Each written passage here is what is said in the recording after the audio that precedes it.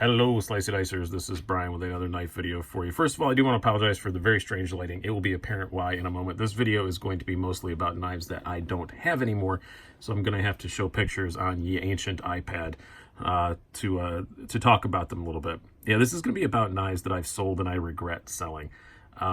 This is out here because it is kind of the example of the opposite. This is one that worked out really well. I sold one knife, got another one, and I really like it. I had a 3-inch Hinderer XM18. And it was a really nice knife. I'm not knocking it, but it just wasn't my thing. And I sold it and wound up with this half track. This is the full titanium USA made blade exclusive version, and I adore it. So this is one that worked out really well. But sometimes it doesn't. Sometimes I sell stuff to, as I call it, feed the beast. I gotta keep stuff flowing. I gotta keep stuff rotating through. And sometimes I sell them for stupid reasons, and I'm upset that I sold them. Everything that I'm putting on here is relatively still obtainable, so I could buy it back. There are some that I sold that I just knew I'd never be able to get again, like sprint runs and stuff like that. I tried to leave those off of here, and this is just what I came up with, you know, this afternoon while thinking about it. It's not necessarily a complete list, but yeah, when I sell stuff, it doesn't mean I hate it. It just means I got to keep stuff rotating through to keep producing content for you guys. So. This isn't meant to be a woe is me video. It's just I just want to show some stuff that I miss. A lot of guys ask me a lot, why did you sell that one? Well, now we're gonna talk a little bit about that, and I'm gonna show the ones that I wish that I hadn't have. We'll move the Hinderer out of the way. We're gonna bring out ye ancient iPad and show the first one. The first one, you guys ask, what's the knife you regret selling the most? And this is usually my first answer, and it would be this. It would be the Spyderco Shaman. These are just screenshots from previous videos I did with them. Try and line this up here properly. There we go. Yeah, this I sold for a very stupid reason. I admit, this one I sold because I was angry. Which sounds really dumb, and it was really dumb.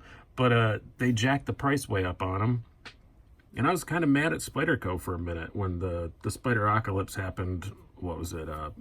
Late 18.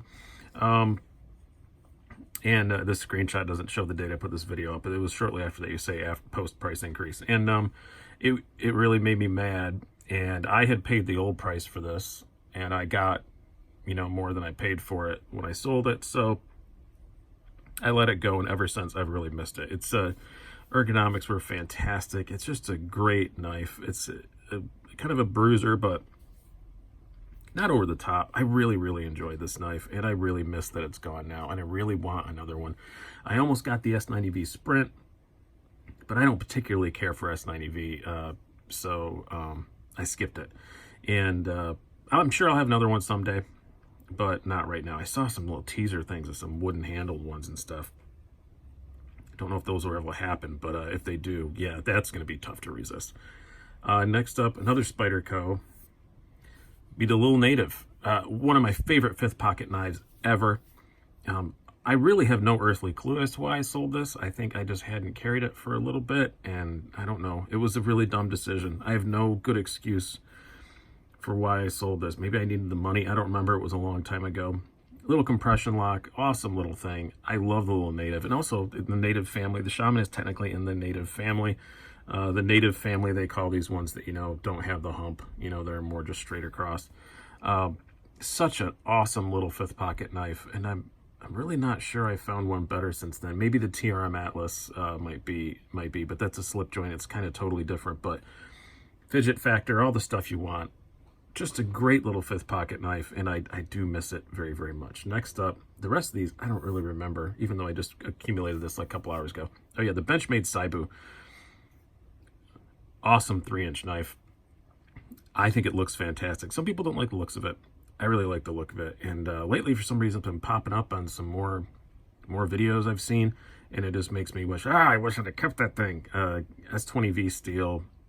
They're a little expensive. They're not crazy. Again, there'll be links down below to all the videos if you want to know all the prices and all that stuff. You can look at those individual videos. But really, really cool knife. And axis lock. I like the axis lock. I loved the little wooden insert, you know, on the thumb stud. It was a really cool knife, and I really, really did enjoy it, and I do miss it. So next up, the Cold Steel 8015. This was one that I had the 8015 and the 8010. I had the 8010 coming and still had the 8015, and I sold it because I didn't think I'd want to keep them both, because the 8015 was a hollow grind and this was a flat grind. And then they wound up changing the 8010 to the flat grind too, so kind of feel like I should have just held out of this one because it was a lot of fun. I've never been in love with the color scheme. It looks very appropriate for what the knife is. That might have been another part of the reason why I sold it. I just wanted something in a different color scheme. I've never been a big OD green guy. I just never have. Never will be. But I did really like it. It was fun. That scorpion lock was just a blast to play with. That's one I'd really like to replace someday. I did sell my 8010 also, but that's just because I want the flat grind so that it's more appropriate with what is currently being produced. Because doing, like I said, Feed the Beast, doing comparisons and stuff, you want the current production one. So I did sell the hollow grind, and I'll be getting a flat ground one. And I'll be holding on to that, but I do still want to replace the 8015. Next up, this is a fairly recent one, the Ferrum Forge Malice. I really liked this a lot too. I loved the look of the flame anno and all that stuff. I honestly sold it because I was talking with Ferrum Forge about doing kind of a more custom-y version of one. I still may do that, but finances have never really allowed me to do that since I sold it. So now I just think, God, I should have just kept the one I had. The one I had was great, and I sold it chasing something better, and then finances just aren't working out at the moment where that's going to happen. But I do miss this thing. It was a big bruiser of a knife, and I kind of felt like at the time too, I got a lot of big bruiser titanium frame locks. I've kind of just been into that lately, even though it's kind of there's so many of them out there now. It's kind of almost the most boring segment of the knife industry. There are so many big beefy titanium frame locks, but I've really been into a few of them, and this one held up with all of them. It was just as good as any of them, and I miss it. I'll get another one someday. I have the Mordax from Ferrum Forge, so I still have one big Ferrum Forge, so I'm not totally missing out on that whole game, but I do miss this one.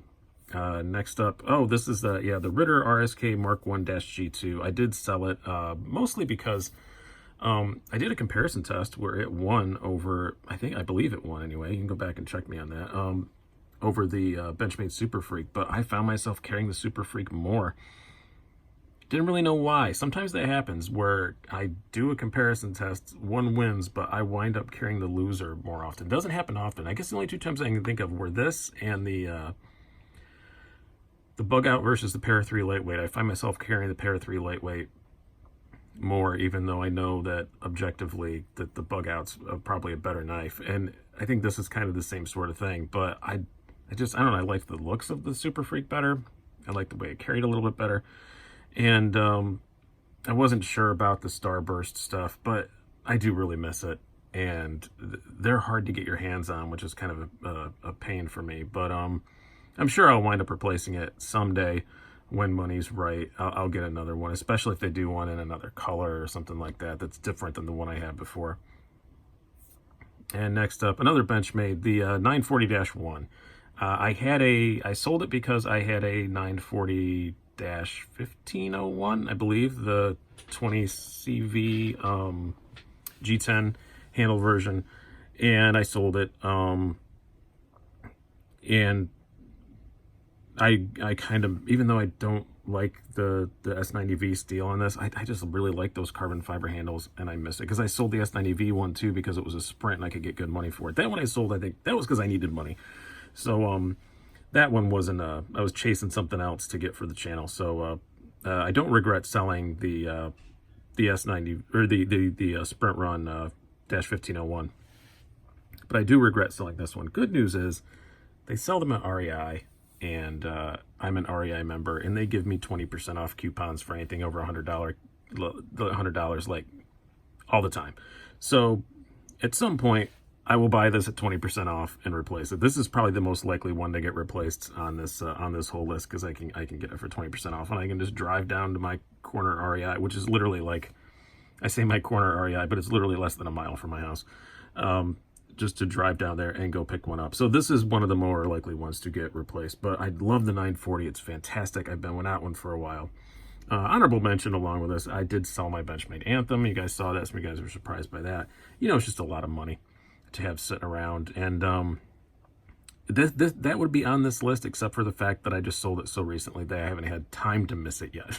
But I'm sure the day will come when I very much regret selling my Anthem. It was fantastic. The Benchmade Anthem is great. It's one of the best things Benchmade has ever made. But I just, you know, that was a lot of money sitting around. I got pretty good. It's a $430 retail knife, so I couldn't have it just laying around. Next up, the ZT0393. I had the Stonewash Sprint Run, which is probably still my favorite there, except for maybe the glow in the dark one. But I sold this because I just had a lot of hinderers at the time. I had the 0562 tie, which is a hinderer model. I had that aforementioned XM18 at the time. I knew the half track was coming at the time, and this is also a hinderer design, and I just thought I got a lot, and I let it go. But man, I did really like this knife. It was great. And I had a really nice deep carry clip on it and stuff. It looked really cool. And again, this was one, I guess there was a slight anger factor in this, because they did their sprints, or they still do, I think, a lot of their sprints in S35VN when the production was 20 CV, but I thought the production one with all the blue looked horrible. Now you can get the 20 CV with a glow in the dark scale, so as long as you're not in the dark and they're not charged up, it looks you know, totally normal. Just looks like normal carbon fiber. And if I replace it, it'll be with one of those. But it was a really, really cool design, and I really, really did like it. Now, I've lost track of how many we have left here, so I can't remember what the last one is. This is the last one. I remember now. This is the Riot New Torrent. This is another one that was just, when you're trying to build a channel, and you're trying to build views, and you're trying to get stuff to review, this was just too expensive to keep. Especially at the time when I had this, which was quite a while ago. The channel's grown a whole lot since then. I loved the new Torrent. It was so nice. It was, and I had, you know, was the version obviously I had, the one I reviewed. I liked the bronze with the carbon and all the gold accents and stuff. God, it was so nice. The noise it made was fantastic. The ergos were great. I really, really liked it, but it was another one that just was too expensive to keep at the time.